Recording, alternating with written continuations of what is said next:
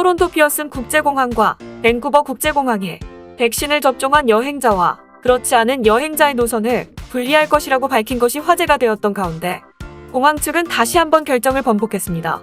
나시티의 보도에 의하면 토론토 공항관리국 관계자 베벌리 맥도널드는 이에 대해 백신 접종을 받은 여행자와 일부 접종했거나 접종을 하지 않은 여행자를 다른 노선으로 분리하는 정책의 효율성이 미미하다는 결론을 내렸다고 전했습니다. 따라서 7월 26일부로 해당 분리 정책은 토론토 피어슨 국제공항에서 더 이상 시행되지 않고 있으며 승객이 캐나다 국경서비스국 사무관에 도착하면 백신 접종 상태를 확인 후 캐나다 입국 여부가 결정됩니다. 밴쿠버 공항관리국의 멜라니 베렌저피는 미국이나 다른 곳을 거쳐 밴쿠버 국제공항으로 입국하는 승객들은 세관에 도착하기 전 백신 접종 상태에 따라 분리되지 않을 것이라고 밝혔습니다. 백신 예방접종을 받은 여행자와 비부분 접종 여행자에 대해 서로 다른 노선을 나누겠다고 결정했던 것은 그룹마다 요건이 다르기 때문에 통관 절차를 효율화하려는 의도였습니다. 그러나 베렌저피는 이렇게 노선을 나누는 것이 승객의 흐름을 원활하게 하거나 빠르게 하지는 않았다고 전하며 또한 예상보다 많은 백신 접종 승객이 입국하고 있어 세관원과 공항의 자산을 충분히 활용해야 한다고 설명했습니다. 다가오는 8월 백신 접종을 완료한 사람들에 한해 일부 여행 제한 조치가 완화될 예정이지만 캐나다 국경서비스국은 당분간 미국에서 캐나다로의 불필요한 여행은 피할 것을 권고하고 있습니다. 다음 뉴스입니다. 노스 밴쿠버 쉬베드 야시장은 오래 볼 수 없지만 대신 페스티벌이 쉬베드에서 8주간 열릴 예정입니다. 쉬베드 라이브 축제는 라이브 음악, 각종 음식, 액티비티로 이뤄질 페스티벌로 오는 7월 30일부터 9월 18일까지 매주 금요일 및 토요일마다 열리는 이벤트입니다. 방문객들은 다양한 푸드트럭 음식과 라이브 음악을 감상하실 수 있으며 음악 역시 팝송부터 재즈, 브라질 삼바까지 다양한 장르를 선보일 예정입니다. 다양한 공예품 역시 선보일 예정이니 놓치지 마시기 바랍니다. 린다 부캐넌 노스 밴쿠버 시장은 지역 커뮤니티를 한데 모을 수 있는 이벤트를 진행할 수 있게 되어 기쁘다며 코로나19 유행 이후 이런 대규모 이벤트는 없었는데 이번 기회에 많이들 즐기셨으면 좋겠다고 전했습니다. 원래 노스 밴쿠버 쉬베드 지역은 해마다 야시장을 열며 많은 인파가 몰렸는데요.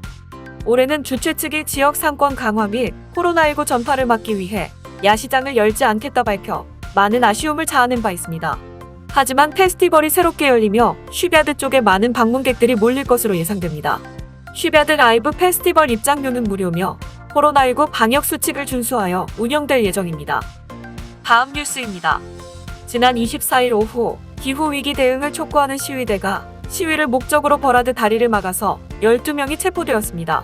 밴쿠버 경찰 측은 약 40여 명의 XR 밴쿠버 시위대 일원들이 버라드 다리 남쪽 방향을 오후 3시쯤 봉쇄했다며 시위대로 인해 심각한 교통체증이 발생했다고 설명했습니다. 이어 협상가를 보내 계속해서 도로를 점거하면 체포할 수밖에 없다고 여러 차례 얘기했다고 전했습니다. 결국 경찰의 요청에 불응한 12명이 현장에서 검거되었습니다. 지난주 초 XR 밴쿠버 시위대 측은 벌목 반대를 위해 버라드 다리를 점거할 것이라 예고한 바 있습니다. 시위대 측은 지난 22일 이 시위는 2021년 10월 캐나다 전역에서 일어날 시위의 첫걸음이라며 우리는 환경 파괴와 그 파괴가 불러오는 결과들에 대한 심각성을 인지하고 즉각 대응해야 한다고 주장하였습니다. XR 밴쿠버는 지난 5월 BC주 정부에게 기후 위기 대응을 촉구하는 시위를 라이온스 게이트 다리 일부를 막으며 시행한 바 있습니다. 당시에도 5일 동안 진행되는 시위 중에 도로를 점거하고 이동을 거부해 경찰에게 체포된 시위자들이 있었습니다. 다음 뉴스입니다.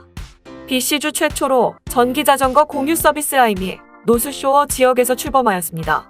서비스 지역은 노스 밴쿠버 지구, 그리고 웨스트 밴쿠버 지구입니다. 서비스 초기에는 최대 200대의 전기자전거가 제공될 예정이며 전기자전거는 총세 종류 속도로 노스쇼어 지역의 언덕 구간들을 올라갈 수 있습니다. 라임 전기자전거는 모바일 앱으로 예약 및 사용이 가능해 서비스 이용이 매우 용이할 것으로 보입니다. 노스 밴쿠버 시청은 전기자전거 공유 서비스를 지난 2020년 11월 처음 승인했으며 2021년 2월에는 노스 밴쿠버 지구가, 지난달에는 웨스트 밴쿠버 지구가 승인하며 노스쇼어 지역 전체에 전기자전거 공유 서비스를 제공할 수 있게 되었습니다. 전기자전거 공유 서비스는 2년짜리 파일럿 프로그램으로 앞으로 2년간 정부와 라임은 함께 공조하여 수요 및 공급 상태 등을 확인하여 전기자전거 공유 서비스가 어떤 영향을 끼칠지 분석할 예정입니다. 린다 부캐넌 노스밴쿠버 시장은 친환경 서비스인 전기 자전거 서비스를 시민 여러분께 선보일 수 있어 매우 기쁘다고 소감을 전했습니다. 다음 뉴스입니다. 서울 지하철은 역 곳곳에 공중화장실이 잘 있지만 밴쿠버는 그렇지 않습니다. 그래서 많은 시민들이 주요역에 공중화장실 설치를 건의하기도 했는데요. 이에 트랜스링크도 전철역 확장 공사를 진행하며 공중화장실도 함께 짓고 있습니다. 현재 메트로타운역은 새로운 공중화장실이 지어졌으나 공중화장실 유지 및 보수 비용을 역내 상점들이 내는 월세로 충당한다는 이유로 트랜스링크가 아직 개방을 하지 않고 있습니다. 아직 역내에 점포가 들어서지 않았기 때문인데요. 하지만 버나비시가 더 이상 참지 못하고 스카이트레인 메트로타운역에 새롭게 지어진 공중화장실을 개방하라고 요청하였습니다. 버나비 시의회에 따르면 계획 및 개발위원회가 2021년 7월 12일에 열린 공개회담에서 시의회를 대신하여 헐리 버나비 시장이 트랜스링크에게 메트로타운 전철역에 최근 건설된 공중화장실 개방을 요청한 것으로 알려졌습니다. 하지만 트랜스링크 측은 아직 공중화장실을 대중들에게 개방할 수 있는 상황이 아니라며 안색을 표하고 있습니다. 메트로타운역 확장 프로젝트는 지난 2017년에 완공되었고 이때 공공화장실로 쓸 공간도 충분히 확보했으나 현재 변기나 세면대, 비품 등이 제대로 갖춰지지 않은 것으로 알려졌습니다. 다음 뉴스입니다. 지난 23일 알버타주 바이커 갱단들 간의 난투극에 5명이 칼에 찔리고 병원이 폐쇄되는 사고가 BC주 크랜부룩에서 일어났습니다. 크랜부룩 경찰은 오후 7시경 한 주유소에서 여러 명이 난투극을 벌이고 있다는 제보를 받고 출동하였습니다. 경찰은 두 무리를 떼어놓을 수 있었고 확인 결과 두 무리는 라이벌 관계인 알버타주 바이커 갱단들이었습니다. 경찰은 5명이 자상을 입은 것을 확인하고 병원에 연락해서 이송하였습니다. 생명이 위독한 상태인 사람은 없었으나 이들이 모두 치료받는 동안 한시적으로 병원을 폐쇄한 것으로 알려졌습니다. 양 바이커 갱단 모두 병원 주차장까지 이동하였으나 병원 입장을 거부당했고 경찰이 계속 상주하고 있어 추가적으로 소동이 일어나진 않았습니다. 부상당한 인원들이 치료를 마친 후 경찰은 한 갱단을 인도해 마을 밖으로 내보냈습니다. 사건에 대해서는 계속 조사가 진행 중이나 체포는 없는 것으로 알려졌습니다. 경찰 측은 최근 로어 메인랜드 지역에서 일어나는 갱단 간 마찰하고는 연관이 없는 것으로 드러났다고 전했습니다. 이어 해당 난투극에 관해 제보하실 게 있으신 분은 250-489-3471로 연락 바란다고 당부했습니다. 다음 뉴스입니다. 지난주 하이파크에서 수십 명의 자전거 운전자들이 과속으로 인한 $125 티켓을 받은 것으로 나타났습니다. 토론토시와 토론토 경찰청은 지난 7월 19일과 20일 하이파크에서 제한속도 20km를 초과하는 자전거 운전자와 자동차 운전자를 대상으로 합동 단속을 실시했습니다. 토론토 경찰 대변인은 하이파크에서 빠른 속도로 이동하는 자전거와 차량에 대한 상당한 불만을 접수했다고 말하며 코로나 바이러스 제한이 해제되면서 많은 가족, 어린이, 반려견 산책객들이 우려를 제기하고 있다고 말했습니다. 시에 따르면 자동차와 자전거가 정지 표지판을 지키지 않는 것에 대한 우려도 제기되었다고 덧붙였습니다. 이틀 동안 62장의 티켓이 과속한 자전거 이용자들에게 64장의 티켓이 과속 및 정지 신호 위반으로 발급되었습니다. 총 126장의 티켓의 벌금은 모두 $125였습니다.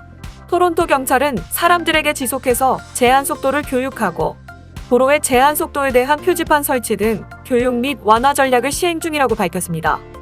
다음 뉴스입니다. 도쿄올림픽이 개막한 지 5일 만에 도쿄에서 가장 많은 코로나 바이러스 신규 확진자를 기록했습니다. 지난 1월 7일 기록했던 2,520건을 넘어 2,848건의 새로운 환자가 발생했다고 밝혔으며 코로나가 시작된 이후 도쿄에서는 총 20만 명이 넘는 확진자가 발생했습니다. 도쿄는 4번째 긴급사태를 발효한 지 2주를 넘겼으나 확산 속도는 오히려 빨라지는 추세입니다. 전문가들은 전염성이 강한 델타 변종에 올림픽 기간 급증할 수 있다고 경고했으며 백신 접종을 위한 공급이 원활하지 않아 무접종자들의 사례가 급증하고 있다고 지적했습니다. 현재 도쿄에서는 50대 연령에서 심각한 사례들이 관련이 있으며 3천여 명의 환자들이 병원에 있고 정부는 의료기관의 수용 인원을 약 6,000명까지 늘려달라고 요청할 계획이라고 알려졌습니다.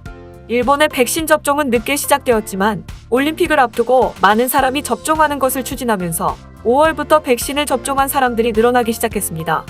일본 정부는 25.5%의 일본인이 2차 백신까지 완료했으며 이는 다른 사람에게 위험을 미칠 것으로 여겨지는 수준에는 아직 미치지 못한다고 전했습니다.